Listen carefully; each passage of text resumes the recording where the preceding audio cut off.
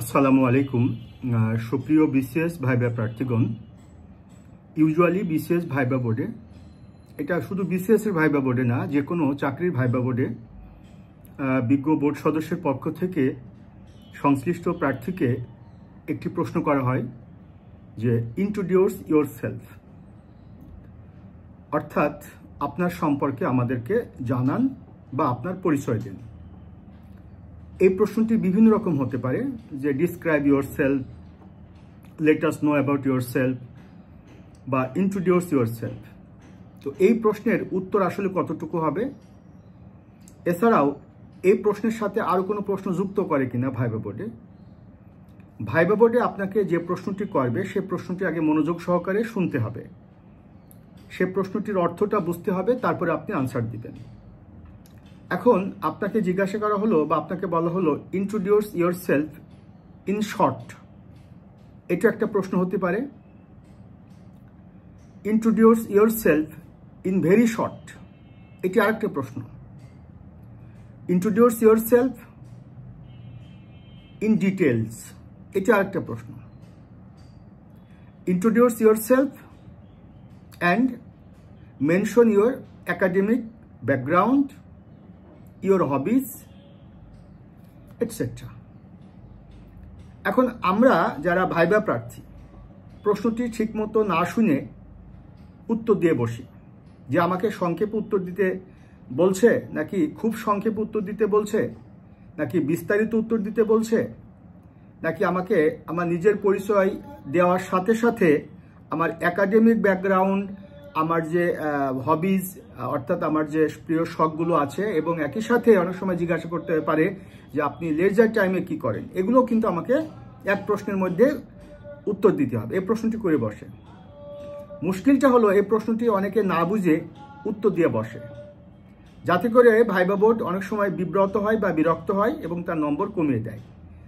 তাহলে introduce yourself এটির একবার স্ট্যান্ডার্ড উত্তরের ফরম্যাটটা কি হবে, এটা একটা বিষয়। আরেকটি প্রশ্ন করে থাকে যে let us know about your family background, কিংবা let us know about your educational background. এই প্রশ্নগুলো আসলে কেন করা হয়? আমরা জানি যে ভাইবা বোর্ডে 3 জন ব্যক্তি থাকেন। একজন বাংলাদেশ পাবলিক সার্ভিস কমিশনের, বিসিএস এর ক্ষেত্রে বাংলাদেশ পাবলিক সার্ভিস কমিশনের বিজ্ঞ সদস্য, যিনি বোর্ড চেয়ারম্যান হিসেবে থাকেন। আর গণপ্রজাতন্ত্রী বাংলাদেশ সরকারের জনপ্রশাসন মন্ত্রণালয় কর্তৃক আমন্ত্রিত একজন এক্সটার্নাল আসেন, আর পাবলিক সার্ভিস কমিশন কর্তৃক আমন্ত্রিত একজন এক্সটার্নাল আসেন। টোটাল 3 জন ব্যক্তির উপস্থিতিতে একজন ভাইবা প্রার্থীকে ভাইবা দিতে হয়। ইউজুয়ালি আপনার যে ডকুমেন্টসগুলো, আপনার একাডেমিক এবং অন্যান্য যে ডকুমেন্টসগুলো, কাগজপত্রগুলো নর্মালি বোর্ডের যিনি চেয়ারম্যান তার কাছে থাকে। তো তিনি আপনাকে প্রশ্নটি করে বাকি বোর্ড সদস্য যারা আছে তাদেরকে জানাতে চাই। আপনি যখন উত্তরটি দিবেন যে আপনার নাম কি, আপনার বাবার নাম কি, আপনার পড়াশোনার সাবজেক্ট কি, আপনার হোম ডিস্ট্রিক্ট কোথায়, বা ইত্যাদি ইত্যাদি, তখন আপনার এই উত্তরগুলো বাকি 2 জন বোর্ড সদস্য তারা জানবেন আপনার কাছ থেকে, এবং তারা হয়তো আপনার এই উত্তরের মধ্য থেকে আপনাকে প্রশ্ন করবে। আপনার ইন্ট্রোডিউস ইয়োরসেলফ বলতে গিয়ে আপনি বলছেন যে আপনি পড়াশোনা করেছেন ঢাকা ইউনিভার্সিটি থেকে, আপনি পড়াশোনা করেছেন জাহাঙ্গীরনগর ইউনিভার্সিটি থেকে, আপনি পড়াশোনা করেছেন অন্যান্য ইউনিভার্সিটি থেকে, আপনি এই সাবজেক্টে পড়াশোনা করেছেন, আপনার হোম ডিস্ট্রিক্ট অমুক জায়গায়। তো এখান থেকে তারা প্রশ্ন করবে যে আপনি তো জাহাঙ্গীরনগর ভার্সিটি থেকে পড়ছেন, আপনি তো ঢাকা ভার্সিটি থেকে পড়ছেন, আপনি তো বুয়েট থেকে পড়ছেন, আপনি তো রাজশাহী ভার্সিটি থেকে পড়ছেন, আপনি তো চিটাগং ভার্সিটি থেকে পড়ছেন, বা আপনি তো কুয়েট সুয়েট থেকে পড়ছেন, বা আপনি অমুক মেডিকেল থেকে পড়ছেন, বা ইত্যাদি ইত্যাদি জায়গা থেকে আপনি পড়ছেন। তো বলেন তো আপনার ইউনিভার্সিটির ভিসিকে, এই জাতীয় প্রশ্ন আপনাকে করতে পারে। তারপর আপনি তো এই সাবজেক্ট থেকে পড়ছেন, বলেন তো এই সাবজেক্টের জনককে। তারপরে আপনি তো এই সাবজেক্ট থেকে পড়ছেন, এই সাবজেক্ট সম্পর্কে আপনাকে একটা তত্ত্ব জিজ্ঞাসা করলো। তো বাকি যে 2 জন সদস্য তারা আপনার সম্পর্কে জানলো, আপনি আপনার একাডেমিক রেজাল্ট বলছেন, একাডেমিক ব্যাকগ্রাউন্ড বলছেন, ইউনিভার্সিটির কথা বলছেন, আপনার হোম ডিস্ট্রিক্ট সম্পর্কে বললেন। আপনি যখন হোম ডিস্ট্রিক্ট সম্পর্কে বললেন, তখন এখান থেকে যারা এক্সটার্নাল তারা কিন্তু জিজ্ঞাসা করতে পারে যে আপনার তো হোম ডিস্ট্রিক্ট অমুক জায়গায়, বলেন ওখানকার কয়েকটি দর্শনীয় স্থানের নাম বলেন, বা আপনার হোম ডিস্ট্রিক্ট যেটি অমুক জায়গায় সেখানে গুরুত্বপূর্ণ কিছু ব্যক্তিবর্গের নাম বলেন তো দেখি, কিংবা আপনার ওখানে মুক্তিযুদ্ধের সময় কত নম্বর সেক্টরে যুদ্ধ হয়েছিল, সেটি কত নম্বর সেক্টর আন্ডারে ছিল। তো এই জাতীয় প্রশ্নগুলো আসলে এখান থেকে খুব বেশি নম্বর যে কম বেশি হয় তাও কিন্তু না, তবে যে একেবারে হয় না তা কিন্তু না। একজন প্রার্থী যতটুকু প্রশ্ন আপনাকে বলো ইন্ট্রোডিউস ইয়োরসেলফ ইন শর্ট, তাহলে আপনাকে সংক্ষিপ্ত বলতে হবে। আবার যদি বলা introduce yourself in very short, তাহলে আপনাকে আরও সংক্ষেপে বলতে হবে। ইন্ট্রোডিউস ইউরসেলফ ইন ডিটেল, তখন আপনাকে আরও ডিটেল বলতে হবে। আর introduce yourself with your academic background, your hobbies এবং আরও অন্যান্য বিষয় সম্পর্কে জিজ্ঞাসা করলো। কাজে প্রশ্নটি আপনাকে ভালো মতো শুনতে হবে। যখন প্রশ্নটি আপনাকে করা হলো তখন ফুললি কনসেন্ট্রেশন পে করে আপনি বোর্ডের দিকে আই কন্ট্যাক্ট করে আপনি প্রশ্নটি মনোযোগ সহকারে শুনবেন। যতটুকু প্রশ্ন আপনাকে করেছে ততটুকু আপনি আনসার দিবেন। কেননা আপনি যদি প্রশ্নের সিকোয়েন্স না বুঝেন, আপনাকে প্রথমে কোন প্রশ্নটি করেছে, তারপরে দ্বিতীয় কোনটি জানতে চেয়েছে, প্রথমে আপনার সম্পর্কে জানতে চেয়েছে, তারপরে আপনার একাডেমিক রেজাল্ট সম্পর্কে জানতে চেয়েছে, তারপরে আপনার হবিজ সম্পর্কে জানতে চেয়েছে। এখন আপনি আপনার সম্পর্কে বলার পর যদি আপনি হবিজ বলেন আর পরবর্তীতে যদি আপনার একাডেমিক রেজাল্ট বলেন, তার মানে আপনি প্রশ্ন শোনার সময় you are not fully concentrated enough. তাহলে আপনার কনসেন্ট্রেশন নিয়ে একটা প্রশ্ন তৈরি হবে, আপনার মনোযোগ নিয়ে একটা প্রশ্ন তৈরি হবে, আরও অনেক কিছু বিষয় থাকে। এখন আসেন আসলে ইন্ট্রোডিউস ইউরসেলফ এটির একটা স্ট্যান্ডার্ড ফরম্যাট কি হতে পারে। দেখুন, এটা টোটালি আপেক্ষিক ব্যাপার। ইন্ট্রোডিউস ইউরসেলফ এই প্রশ্নটি করলে আপনি কতটুকু আনসার দিবেন এটা একটা আপেক্ষিক, টোটালি আপেক্ষিক। এটা পার্সন টু পার্সন ভ্যারি করে, বোর্ড টু বোর্ড ভ্যারি করে। তো প্রত্যেকের একটা স্ট্যান্ডার্ড রয়েছে। সাধারণত আপনার সম্পর্কে বলেন, তো আমার সম্পর্কে বলতে গিয়ে নর্মালি ভাইবা বোর্ডে আসলে কোন জিনিসগুলো আমার সম্পর্কে সেখানে উল্লেখ করা থাকে। আমার একটা একাডেমিক সার্টিফিকেট সেখানে থাকে, সেখানে আমার নাম থাকে, আমার নিজের বাবার নাম থাকে, আমার মায়ের নাম থাকে, আমার জন্ম তারিখ থাকে, তারপর আমার পড়াশোনার সাবজেক্ট কোনটা সেটা থাকে। আর কিছু কিছু থাকে না, যেটা আমার হোম ডিস্ট্রিক্ট কোন জায়গাটায়, তারপরে আমি অবসর সময় কি করি, আমি এক্সট্রা কারিকুলার অ্যাক্টিভিটিসের সাথে সম্পৃক্ত কিনা, এই বিষয়গুলো আসলে অনেক সময় সেখানে থাকে না। তাহলে ইন্ট্রোডিউস ইউরসেলফ বলতে গিয়ে এখানে কয়েকটা ফরম্যাট আপনি বলতে পারেন। প্রথম পর্বে যেটি শুরুতে আপনি বলতে পারেন যে থ্যাংক ইউ স্যার, এর বেশি কিছু না। অনেকে বলে thank you very much sir for giving me the chance to say something about myself. এই কথাগুলো আসলে বোর্ড বিরক্ত হয়। আপনি শুধুমাত্র এতটুকু বলতে পারেন থ্যাংক ইউ স্যার, এরপরে আপনি বলবেন যে দিস ইজ মিস্টার অমক অথবা আই এম মিস্টার অমক, মানে আপনি কে এটা আপনি বলবেন। তারপরে আপনার হোম ডিস্ট্রিক্টের নামটা বলবেন যে I am from Gazipur district বা I am from Khulna district. এরপরে আপনি বলবেন যে আপনার বাবার নাম কি, আপনার মায়ের নাম কি, সংক্ষেপে আপনি বললেন। তারপরে আপনার বাবা মায়ের নামের পরে তাদের পেশা সম্পর্কে আপনি একটু বলতে পারেন যে মা হাউস ওয়াইফ, বাবা হচ্ছে বিজনেসম্যান বা টিচার বা যাই হোক না কেন। এটা হচ্ছে প্রথম পর্ব। প্রথম পর্ব মানে প্রথম স্টেপ। দ্বিতীয় স্টেপ আপনার শিক্ষাগত যোগ্যতায় চলে যাবেন। যেহেতু আপনার ইন্ট্রোডিউস ইউরসেলফ বলছে, সেহেতু আপনার শিক্ষাগত যোগ্যতা বলতে গিয়ে আপনি কত সালে এসএসসি পাস করেছেন, অনার্স মাস্টার্স কত সালে করেছেন, কোন ইউনিভার্সিটি থেকে, এটি সম্পর্কে আপনি বলবেন। যদি আপনার একাডেমিক রেজাল্ট জিজ্ঞাসা করতো তাহলে আপনার সিজিপিএ বা জিপিএ, এরপর কোন ডিভিশন থেকে পাস করছেন, কোন ইনস্টিটিউট থেকে পাস করছেন সেটা আপনি বলতে পারতেন। যেহেতু আপনার ইন্ট্রোডিউস ইউরসেলফ বলছে, এখানে শুধুমাত্র আপনার পড়াশোনা কত সালে করেছেন, এসএসসি পাস করেছেন, এইচএসসি পাস করেছেন এবং আপনার অনার্স মাস্টার্স কোন ইউনিভার্সিটি থেকে কবে পাস করেছেন, এটা আপনি একটু বলবেন। আরেকটি কথা আমি একটু বলে রাখি, এসএসসি এবং এইচএসসির ক্ষেত্রে আপনি এই পাস্ট শব্দটা উল্লেখ করবেন। আর অনার্স এবং মাস্টার্সের ক্ষেত্রে আপনি কমপ্লিটেড অথবা ডিড অথবা হ্যাভ ডান এ কথাটা উল্লেখ করবেন। আর রেজাল্টের ক্ষেত্রে আপনি অবটেইনড বা সিকিউরড এটা উল্লেখ করবেন। তাহলে প্রথম পর্ব গেল, দ্বিতীয় পর্ব গেল, তৃতীয় পর্ব মানে হচ্ছে আপনার শেষতম পর্ব। এই পর্বে গিয়ে আপনার এক্সট্রা কারিকুলার কোনো অ্যাক্টিভিটিস থাকে কিনা, আছে কিনা, আপনার কোনো হবিজ আছে কিনা, এই বিষয়গুলো আপনি উল্লেখ করবেন। করার পরে শেষের দিকে আপনি বলবেন যে স্যার ইন ব্রিফ অথবা sir in short, that's all about myself, thank you sir. এই হচ্ছে ইন্ট্রোডিউস ইউরসেলফের একটা স্ট্যান্ডার্ড ফরম্যাট।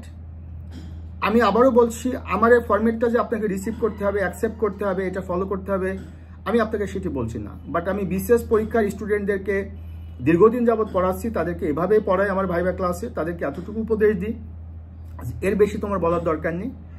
আর তুমি এই কথাগুলো বলতে গিয়ে অত্যন্ত হামলি বলবা। তোমার একাডেমিক রেজাল্ট অনেক ব্রিলিয়ান্ট, কিন্তু সেটি বলার সময় যেন তোমার গর্ব মানে গর্বের জন্য বুকটা ফুলে না ওঠে, এটি তোমার প্রকাশ করার কিছু নেই। তুমি একটা রিনোন ইউনিভার্সিটি থেকে পড়ছো, তুমি বুয়েট থেকে পড়ছো, বলে যে তুমি বিরাট একটা ভাবধারা নিয়ে তুমি কথাটা বলবে, এটা কিন্তু না। ভাইবা বোর্ড তুমি কতটুকু বলছো, এর মধ্যে তোমার অ্যাপ্রোচটা কেমন, এটা বোর্ড কিন্তু খেয়াল করে। তারপরে তুমি যে কথাটি বলছো, সেই কথাটি বলার আগে তুমি প্রশ্নটি ঠিক মতো শুনছো কিনা। কাজে ইন্ট্রোডিউস ইউরসেলফ এটির কোনো স্ট্যান্ডার্ড ফরম্যাট নেই। এটা পৃথিবীতে কেউ বলতে পারবে না এর একটা স্ট্যান্ডার্ড ফরম্যাট আছে এবং এই ফরম্যাটে সবাইকে মানা উচিত, আমি তাও বলছি না। আবার আমিও এটাও বলছি না যে আমি যে ফরম্যাটটার কথা বলছি সেই ফরম্যাটটা আপনাকে মানতে হবে, আমি কিন্তু সেটাও বলছি না। অর্থাৎ এখানে কিন্তু স্ট্যান্ডার্ড কোনো এর ফরম্যাট নেই। তাহলে যতটুকু একটা মিডিয়াম মোটামুটি একটা মেনটেন করা উচিত, এই বিষয়টুকু আপনারা খেয়াল করবেন। আর ভাইবা বোর্ডে একই প্রশ্নটু মনোযোগ সহকারে শুনবেন যে আপনাকে কতটুকু প্রশ্ন বলছে, যে আপনি ইন্ট্রোডিউস ইউরসেলফ এতটুকু বলছে, এছাড়াও অনেক সময় এটা ডিপেন্ড করে যে ভাইবা বোর্ড ইউজুয়ালি আপনাকে 10 থেকে 15 মিনিট সময় রাখে। এখন যদি আপনাকে প্রথমে এই প্রশ্নটি করে তাহলে সেটির উত্তর একরকম হবে, আর যদি একদম শেষের দিকে প্রশ্নটি করে অর্থাৎ আপনার সময় নেই তখন আপনাকে অল্প উত্তর দিতে হবে। এখন আপনাকে জিজ্ঞাসা করা মানে যে আপনি একবারে বলতেই থাকবেন তা কিন্তু না। অনেক সময় প্রশ্ন করার পরে আপনি যখন উত্তরটি স্টার্ট করবেন তখন একটু উত্তর দেওয়ার পরে বোর্ড কিন্তু বলে ঠিক আছে, stop, we have been conveyed, অর্থাৎ তুমি যেটা বলতে চাচ্ছ আমরা এটা মেসেজ পেয়েছি।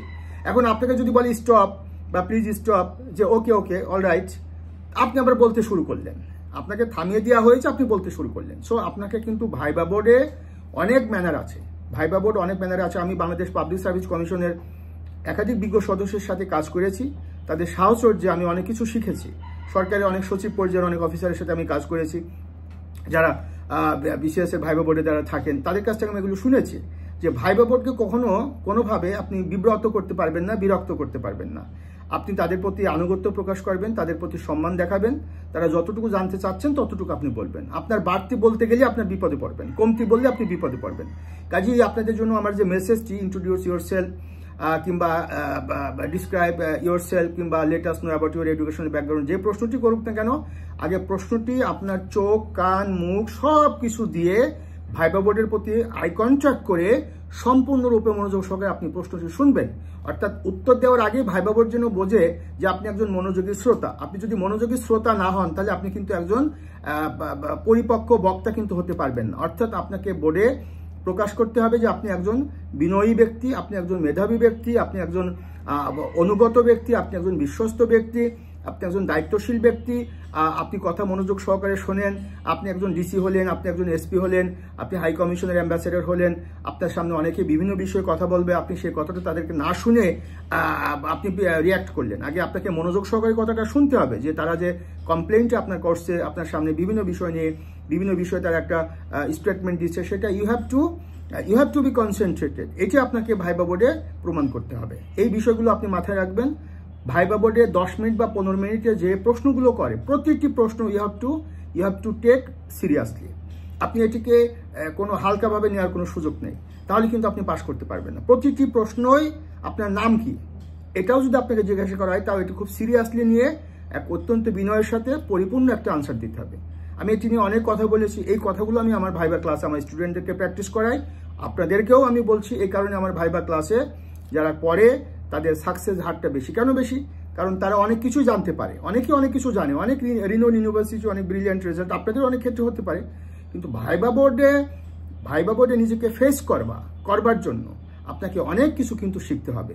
আপনি একটা গাইড বই বাজার থেকে কিনলেন আর সেটা মুখস্থ করলেন, এটা আমি প্রায়ই বলি, আমার নিজে লেখা ভাইবা বই আছে, বাট আমি কখনো বলি না যে এই ভাইবা গাইডের উপর তুমি নির্ভরশীল হও, এটা না। আপনাকে একজন পরিপক্ক ব্যক্তি হিসাবে ভাইবা বোর্ডে প্রকাশ করতে হবে। তো এই হচ্ছে মূল মেসেজ। সবার জন্য শুভকামনা। বর্তমানে 45তম বিসিএস আমার নতুন ভাইবা ব্যাচে ভর্তি চলছে। তো কেউ যদি আমার ভাইবা কোর্স সম্পর্কে জানতে চান, আমি মিলন স্যার, 01712282980, এটা আমার ফোন নম্বর, অনেকে আপনারা জানেন, এটা হোয়াটসঅ্যাপ নম্বর। আর ইউটিউব চ্যানেল আছে মিলনস বিসিএস কেয়ার। এই মিলনস বিসিএস কেয়ার এটা আমার ইউটিউব চ্যানেল, এখানে প্রচুর ভিডিও আছে ভাইবা রিলেটেড বা বিসিএস রিলেটেড বা অন্যান্য চাকরি রিলেটেড। এই ভিডিওগুলো আপনারা দেখবেন, আশা করছি অনেক প্রশ্নের উত্তর আপনারা পেয়ে যাবেন। সবার জন্য শুভকামনা, ভালো থাকবেন, আসসালামু আলাইকুম।